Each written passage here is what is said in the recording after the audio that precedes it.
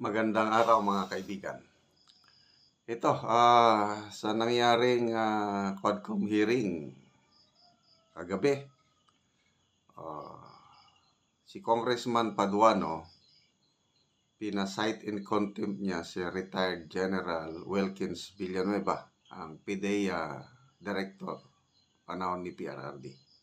Okay. Salamat sa aking mga researchers, si Chris Torres, Eudora, and yung Bishop ng Evangelical Churches sa Caraga Region na nagpapadala sa akin ng mga videos. Ito, pakinggan natin ang talakayan. Congressman, okay, I will give the floor to Chairman. okay, Congressman Paduano, you are recognized. Chairman, anyway, naunahan lang ako ni Chairman ako. Kasi General Wilkins, eto, last warning ko sa iyo sa nangyari, you're lying. Gusto mo i-cite ko na? Paano pa yung mukha mo eh? You're not respecting this committee. And I warn you, this will be the last. Kanina nang tinatanong kita, akala mo hindi kita babalikan? Now you admit that is all about your command responsibility. Well, magtuturuan na, aserto, dinideny mo. Of course, your words against the words of aserto. Now, eto si Jed. Did you really interrogate personally, Jed Pilapel?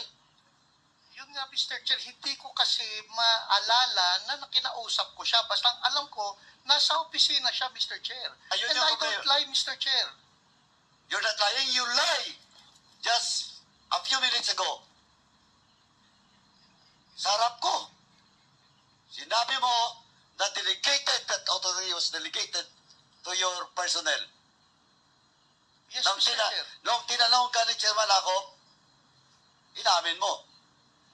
Question of command responsibility. Are you not lying? No, Mr. Chair. Also, Mr. Chairman, with that, I move to cite in contempt General Wilkins. Pasensyahan po tayo dito. In violation of Section C, Section 11, letter C, of our rules. So po, Mr. Chairman, pinagbigyan na kita. Yun pa ang sagot mo?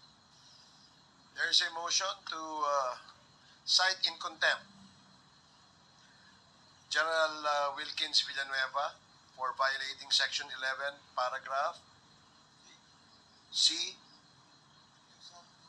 refusal to answer relevant questions from the committee. This was duly seconded. And do I hear any objections? Hearing none, the motion is approved. Yan.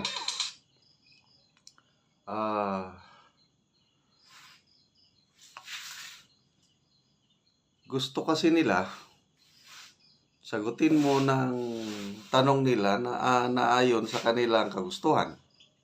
Sumagot naman si General Villanueva. Yung grounds is refusal to answer relevant questions.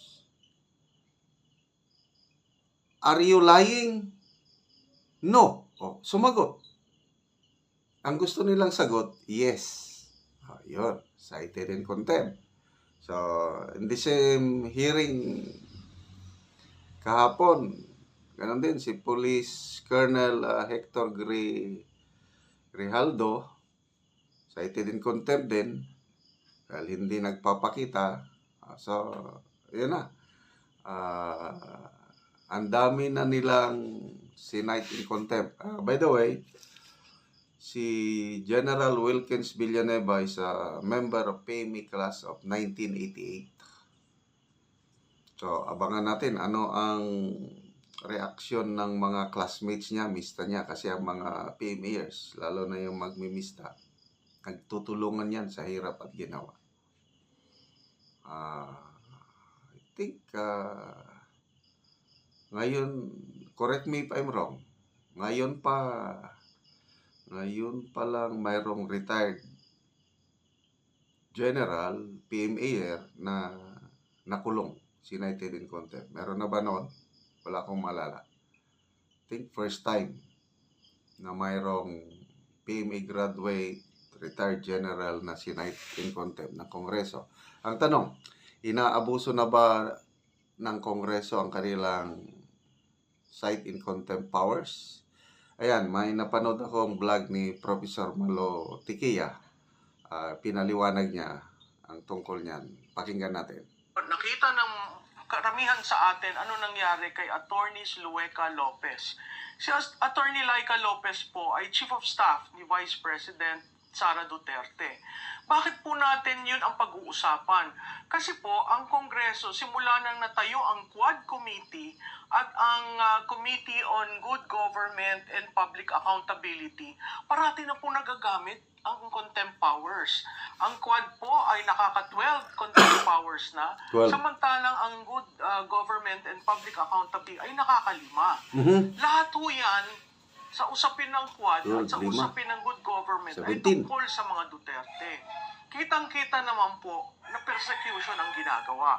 Pero himayin po natin, may karapatan po ang Kongreso, House of Representatives or Senate, para gamitin ang contempt powers nila. Yung pong contempt powers ay naaayon sa ating saligang batas dahil gusto ng Kongreso na makuha nila ang katotohanan. Ang contempt powers po ay nanggagaling sa kanilang implementing rules and regulation sa saligang batas, at yung IRR nila, yung implementing rules and regulations nila ay kailangan published. So pag hindi mo publish, may problema tayo. Pag paiba-iba yung amendments, kailangan rin po yung i-publish, no? So nakita natin nangyari 12 Quad Committee meetings, 12 contempt citations. Sa tinatawag pong good government, nakaka-7 na hearing, 5 ang contempt citation. At nakikita po natin iba't ibang dahilan. Meron yung refusal na tanggapin ang summons na walang valid reason. Meron po yung refusal na mag-take ng oath, no? Lalong-lalo na kung kayo'y kinumbida as witness. Meron po yung refusal to answer a relevant question. Pero yung pong refusal, nababalutan po yan ng right ng isang individual not to use certain things to put that individual into question. Karapatan ng isang tao. Meron rin pong contempt kung ayaw magsabit ng mga documents na sinabina ng Kongreso.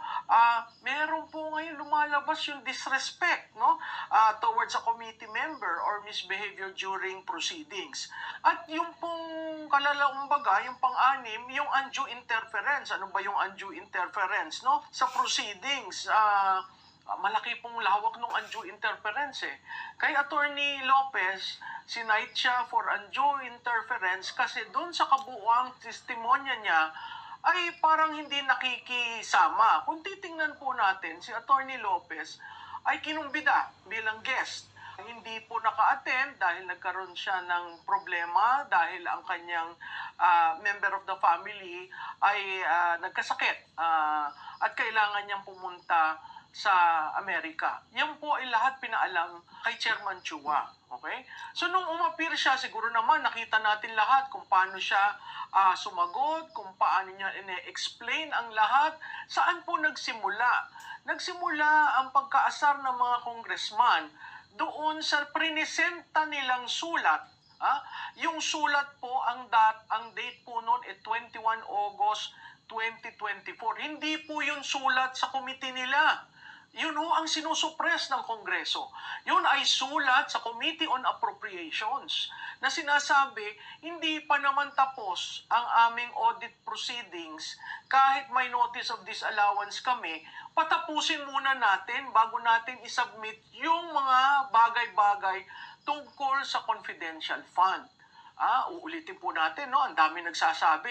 Confidential nga ho eh. Ano ho ba ang confidential? Di ba ang confidential, pag sumulat ka ng isang liham at sinabi mong confidential, walang pwede magbukas nun. Ang pwede magbukas lang nun, yung sinulat. Okay, salamat sa paliwanag ni Professor Malotikia. Ang daming grounds pala ng cite on contempt. Ito kay General Wilkins Villanueva is refusal to answer relevant questions. Yung kay Attorney Laika Lopez is interference to proceedings. Anyway, naka 12 sabi ni Professor Tikia, 12. Pang 13th ngayon na is nadagdagan ng 2. 14 na ang 14 na ang na-cite in contempt ng Quadcom. 14 plus 5 sa committee. So 19 na lahat ang napakulong nila. Anyway, bahala ng taong bayan. Anong masasabi nyo? Inaabuso na ba ng Kongreso ang kanilang contempt powers? I-comment ninyo.